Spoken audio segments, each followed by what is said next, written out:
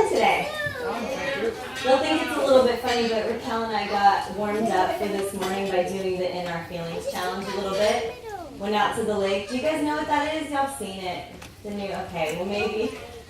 We are in the UK, but it's the UK where it's like, Kiki, do you love me? Are you riding? No, nobody else got warmed up in that way for today. Nobody else starts off their day with some gangster rap and shaking it with some yoga. No problem. Totally. You do? See, Doug, that's why we get along so well, you know? Twerking in the morning, getting it going. Had it not been for me being sick, I would not have started eating fully raw. I was very blessed to have run into John Rose in a grocery store one day. Many of you may know this story already, but I'll tell you. I had just gotten out of the hospital. As a type 2 hyperglycemic diabetic, I had really high blood sugar. And for some reason, they were still giving me insulin at the time. And I remember I'd just gotten out of the hospital. I had an IV patch in my arm. I was 79 pounds at the time, not from not eating, but from just not having felt really good. And I remember I was snitching sugar-free granola out of the bin at a Whole Foods. And John Rose walks behind me and he taps me on the shoulder, and in his very strong voice was, "Excuse me, are you a raw foodie?" And I just looked at him, and me being a younger girl, I thought he was just hitting on me in a grocery store. And I was by myself, and I just, said no. But I mean, clearly he knew that I was sick, because I still had my patch on and I didn't look good.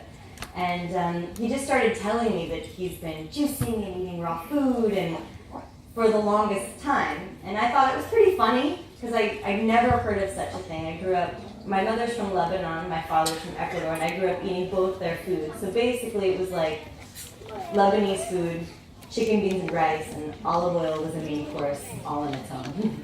Most people don't ever have that kind of experience. They fall into it in a different way. They don't have somebody just randomly tap them on the shoulder and say, "Hey, eat fruits and vegetables, change your life." Or maybe you do. Maybe you're here because somebody encouraged you to change your life in a more positive way.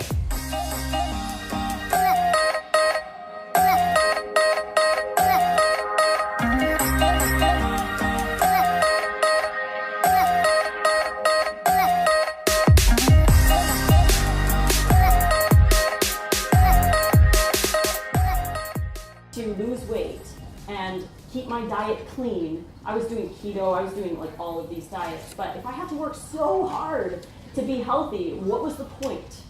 And I didn't want to do it anymore, so I fell into this deep depression where I was eating, you name it, animal products all over the place, Doritos everywhere. I was like, just eating a lot of really bad foods. And so one day I woke up after these heart palpitations. I felt like I was having a heart attack in the middle of the night. And my joints always hurt. My personal trainer used to send me home because my joints hurt so much when I would do squats or anything like that. And so I woke up and I'm like, okay, I'm gonna be raw again. And my ex at the time just rolled his eyes. He's like, okay, you're gonna be raw again. But this time I started rewatching a lot of Kristina's videos. Your mind is like a magnet. Whatever you think of, whatever you focus on most of the time, you're gonna attract it into your life. We've all thought, who here thought about UK Fruitfest before they showed up? I mean, I don't know how some of your hands are not up. Everyone thought about coming before they came, right? You think about everything before you do it. Again, you're not going to remember anything I got said from this talk. So if you feel like this talk has been a little bit valuable, watch it again, even in the background while you're making dinner or something. Just have it playing. And not just me, listen to FullyRawKristina, listen to Grant, listen to Doug Graham. I've listened to Doug Graham's books so many times on repeat. The same stuff. He says the same stuff over and over and over again, and I love it. So important. So important.